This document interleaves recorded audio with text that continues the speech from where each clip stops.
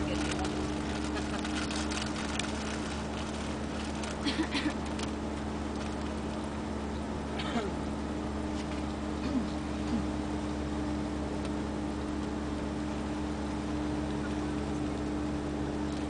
Magdamag pa nga eh.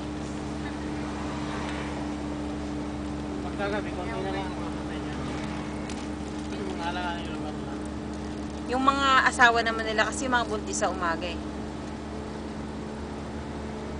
Tsaga nila maganyan no.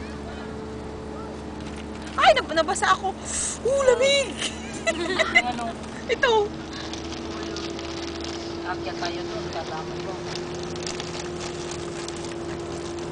Sabi niya, paano daw kasi wala pang tao doon sa taas. Ganda. Lamig. Nasa Baguio na tayo. Dali ko na ako.